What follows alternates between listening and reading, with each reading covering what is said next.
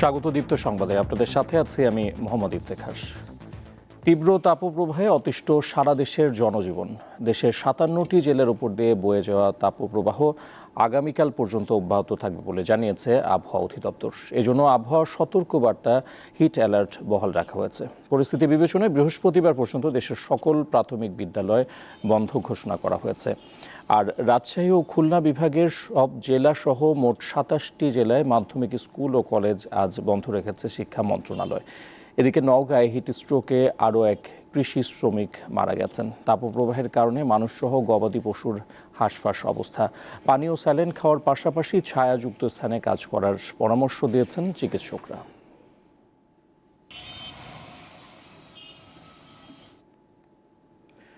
প্রচণ্ড গরমে নাকাল নওগাঁর জনজীবন। বিস্তারিত জানাতে যোগ দিচ্ছেন সহকর্মী আব্দুর রৌফ। রৌফ, নওগাঁয় আজ তাপমাত্রা কত রেকর্ড করা হয়েছে, আর গরমে একজন কৃষি শ্রমিকের মৃত্যু হয়েছে সে বিষয়ে চিকিৎসক কি জানিয়েছেন?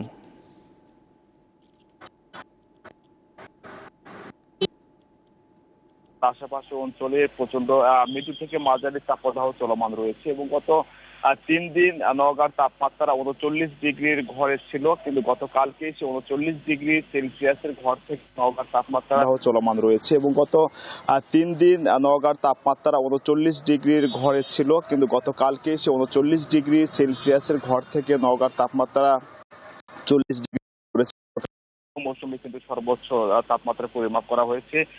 এর ফাঁকে আপনাকে আরেকটা কথা জানিয়ে রাখি যে গতকালকে একজন কৃষি শ্রমিক এই হিট স্ট্রোকে মারা গেছে। এই দিয়ে কিন্তু মোট আপনার নওগাঁতে ২ জন কৃষি শ্রমিক ও একজন মাদ্রাসা শিক্ষক হিট স্ট্রোকে মারা যাওয়ার ঘটনা ঘটেছে এবং এমন এই যে চলমান যে তীব্র তাপদাহ, এতে করে জনজীবন মানে চরম খারাপ অবস্থার মধ্যে বর্তমানে রয়েছে। বিশেষ করে শ্রমজীবী যারা রয়েছে, যারা হচ্ছে আপনার দিনে আপনার মাঠে ঘাটে কাজ করে, এইসব মানুষরা কিন্তু প্রচন্ড জীবনের ঝুঁকি নিয়ে তারা মাঠে কাজ করছে।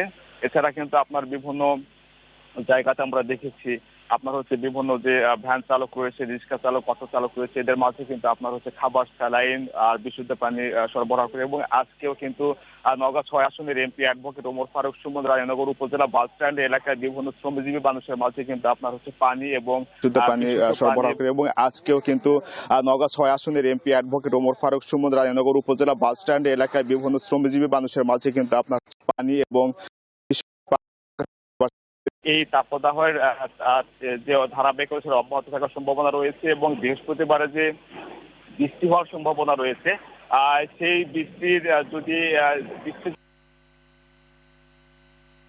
রয়েছে এবং বৃহস্পতিবারে যে বৃষ্টি হওয়ার সম্ভাবনা রয়েছে, সেই বৃষ্টি যদি হয় তাহলে তারপর থেকে এই তাপমাত্রা একটু করে কমার সম্ভাবনা রয়েছে। এছাড়া কিন্তু আপনার নওগাঁর বিভিন্ন উপজেলার হাসপাতালগুলোতে তাপ প্রবাহজনিত রোগে আক্রান্ত হয়ে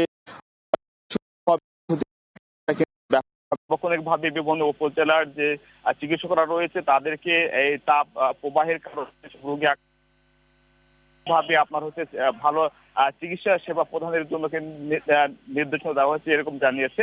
তো এই ছিল নওগাঁ থেকে তাপদাহ নিয়ে আমার কাছে থাকা সর্বশেষ তথ্য। তাপদাহে নওগাঁর পরিস্থিতি সম্পর্কে জানাচ্ছিলেন সহকর্মী আব্দুর রৌফ। চলে যাচ্ছে পরের সংবাদে। নিচে নেমে গেছে দেশের দক্ষিণ পশ্চিমাঞ্চলের ভূগর্ভস্থ পানির স্তর, যে কারণে তীব্র দাবদাহের মাঝে খাবার পানির সংকট সৃষ্টি হয়েছে। এ পরিস্থিতির অনেকাংশই মানব সৃষ্ট বলছেন বিশ্লেষকেরা। টিউবওয়েল দীর্ঘক্ষণ চেপেও মিলছে না খাবার পানি। কুষ্টিয়া সহ দেশের দক্ষিণ পশ্চিমাঞ্চলের অনেক স্থানের চিত্র এমন। অথচ কুষ্টিয়া জেলার মধ্যে দিয়ে প্রবাহিত হয়েছে দেশের অন্যতম প্রধান নদী পদ্মা, আবার গড়াই নদীও বয়ে গেছে এই জেলায়। কুষ্টিয়ায় গত ১৫ বছর ধরে শুষ্ক মৌসুমে টিউবওয়েলগুলোতে পানি পাওয়া যায় না। দিন দিন এই সংকট বাড়ছেই। আমরা পানি কোনো জায়গায় পাচ্ছি না, ক্যানাল নদী নালা সব শুকা গেছে। এলাকায় কোনো পানি নাই, আমরা পানির জ্বালায় 2 দিন গোসল করতে পারিনি, আমার খাওয়ার পানি নাই। মানুষ তো বলে যে ভাত বিনি মানুষ মরে যায়, এখন দেখছি আমরা পানি বিনি মরে যাচ্ছে। প্রকৌশলীরা বলছেন যত্রতত্র স্থাপনা নির্মাণ, পুকুর ভরাট এবং ডিপ টিউবওয়েল ও সাবমার্সিবল পাম্প ব্যবহার করার কারণে পানির স্তর নিচে নেমে গেছে। এক্সিস্টিং ওয়াটার বডিগুলোকেও যদি আপনি সংরক্ষণ করতে পারেন তাহলে হয়তো সামনে আমরা যতটা অবস্থা যেইভাবে গ্রাফিক্যালি মানে খারাপের দিকে যাচ্ছে অতটা হয়তো যাবে না।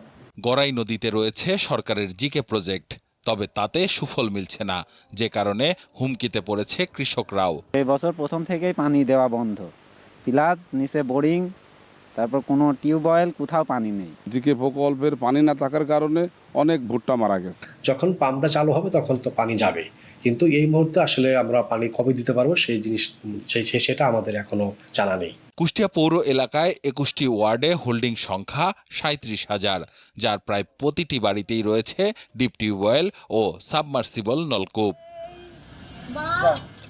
দীপ্ত বার্তাকক্ষ। পরিবেশ উপযোগী নয় এমন গাছে ভরে আছে রাজধানী। দেশি গাছ কেটে অনেক জায়গায় লাগানো হয়েছে শোভা বর্ধনকারী গাছ। তাই তীব্র তাপপ্রবাহ থেকে বাঁচতে রাজধানীতে গাছের ছায়া খুঁজতে হচ্ছে নগরবাসীকে। চলমান তাপপ্রবাহে বিপর্যস্ত জনজীবন। তীব্র তাপপ্রবাহ এখন রূপ নিয়েছে অতি তীব্র তাপপ্রবাহে।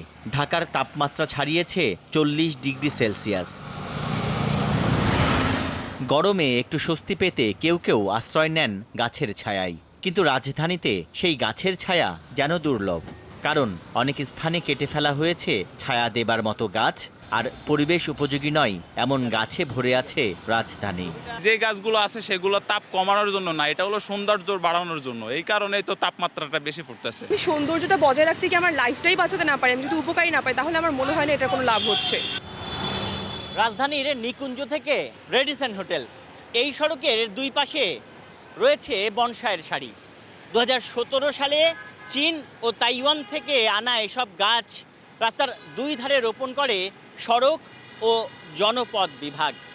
কিন্তু প্রশ্ন হচ্ছে, পরিবেশের ভারসাম্য রক্ষায় কতটা প্রয়োজনীয় এসব গাছ? এমন গাছ লাগাতে হবে যেটা থেকে আমরা প্রপার অক্সিজেন পাবো এবং যেটা থেকে হচ্ছে অনেক বাতাস আসবে, মানুষ গাছের নিচে বসতে পারবে। এরকম ছোট ছোট ফ্লাওয়ারের গাছ লাগানোর তো কোনো ফায়দা নাই। দেশীয় বৃক্ষ যেগুলো আছে সেগুলো দিয়ে আমাদের এই রাস্তাঘাট বলেন, খালি জায়গা বলেন, সেগুলো সাজানো দরকার। ইট কংক্রিটের শহরে গাছ ও জলাভূমি তো কমছেই, আবার যেসব গাছ লাগানো হচ্ছে পরিবেশ রক্ষায় তার ভূমিকা কম। এখন শুধুমাত্র বিদেশি গাছ দিয়ে যদি আমি হিট কমানোর জন্য কাবাদ দিই, তাহলে আবার পরিবেশের যে ভারসাম্যহীনতা সেখানে আবার বিরাজ করবে। দেশীয় বিপন্ন ঢাকার আদি গাছগুলোকে আমাকে পুনরায় ঢাকা শহরে নিয়ে আসতে হবে। তিনি বলেন, পরিবেশের ভারসাম্য রক্ষায় রাজধানীতে শতকরা অন্তত 25% সবুজায়ন প্রয়োজন হলেও আছে মাত্র 5 থেকে 7 ভাগ। তাই ক্রমবর্ধমান তাপপ্রবাহ থেকে বাঁচতে গাছ রোপণের বিকল্প নেই। তানভীর খন্দকার, দীপ্ত সংবাদ, ঢাকা। কক্সবাজার সদরের ভারুয়াখালীতে ডাকাত দলের সঙ্গে র্যাবের গোলাগুলির ঘটনা ঘটেছে। এ সময় স্থানীয় এক কৃষক নিহত হয়েছে। নিহত কৃষকের নাম বায়াতুল্লাহ খুলু। সোমবার রাত 7:45-র দিকে ভারুয়াখালী ইউনিয়নের মুড়াপাড়ায় এই ঘটনা ঘটে। র্যাব 15-এর অধিনায়ক সাজ্জাদ হোসেন জানান, ক্ষুদ্র ঋণ সংস্থা প্রত্যাশীর মাসুদ নামে একজন মাঠ কর্মীকে অপহরণ করার খবরে ভারুয়াখালীতে অভিযানে যায় র্যাব। এ সময় ডাকাতেরা গুলি চালালে র্যাবও পাল্টা গুলি চালায়। ডাকাতের গুলিতে কৃষক বায়াতুল্লাহ খুলু নিহত হন। অভিযানে র্যাব ডাকাত দল শেরে বাহিনীর প্রধান ফরহাদকে গুলিবিদ্ধ অবস্থায় আটক এবং তাদের জিম্মি দশা থেকে ক্ষুদ্র ঋণ কর্মী মাসুদকে উদ্ধার করেছে।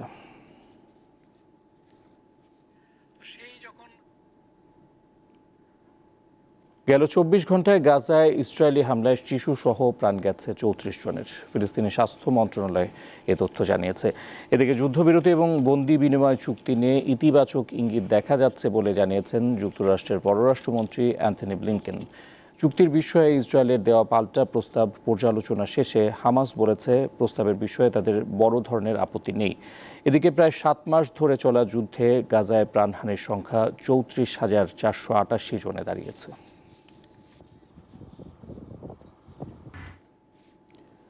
গাজায় ইসরায়েলি আগ্রাসন বন্ধে যুক্তরাষ্ট্র জুড়ে শিক্ষার্থীদের বিক্ষোভ বাড়ছে। বিক্ষোভ দমাতে শিক্ষার্থীদের ক্যাম্পাস ছাড়ার আলটিমেটাম দিয়েছে কলম্বিয়া বিশ্ববিদ্যালয় কর্তৃপক্ষ। নির্দিষ্ট সময়সীমার মধ্যে শিবির না ছাড়লে শিক্ষার্থীদের বরখাস্তের হুমকি দেওয়া হয়েছে। যুক্তরাষ্ট্র জুড়ে বিশ্ববিদ্যালয়গুলোতে ইসরায়েল সংশ্লিষ্ট বিভিন্ন কোম্পানি এবং ব্যক্তিকে বর্জন করার ডাক দিয়েছে বিক্ষোভকারীরা। যুক্তরাষ্ট্রের বিভিন্ন বিশ্ববিদ্যালয় ক্যাম্পাসে কয়েক সপ্তাহ ধরে ফিলিস্তিনপন্থীদের টানা বিক্ষোভ চলছে। আটক করা হয়েছে কয়েকশো বিক্ষোভকারীকে। এই বিক্ষোভ ছড়িয়ে পড়েছে অস্ট্রেলিয়াতেও।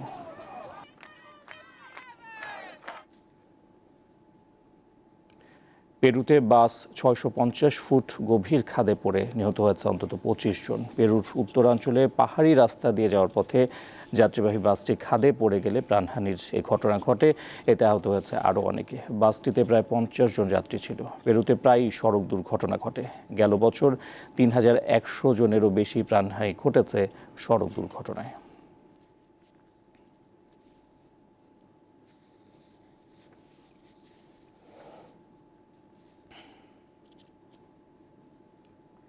পাঁচ ম্যাচ টি-20 সিরিজের দ্বিতীয় ম্যাচে আজ ভারতের মুখোমুখি হবে বাংলাদেশের মেয়েরা। সিলেট আন্তর্জাতিক স্টেডিয়ামে ম্যাচ শুরু হবে বিকেল 4টায়। প্রথম ম্যাচে ক্যাচ মিসের মহড়ায় মেতেছিল লাল সবুজের প্রতিনিধিরা। তারপরও 145 রানে বেঁধে ফেলেছিল সফরকারীদের, কিন্তু ব্যাটিং বিপর্যয়ে 44 রানের পরাজয় বরণ করে বাঘিনীরা। দ্বিতীয় ম্যাচে সমতায় ফেরাই লক্ষ্য টাইগ্রেসদের। অন্যদিকে দ্বিতীয় ম্যাচেও জয়ের ধারা ধরে রাখতে চায় ভারতের কন্যারা।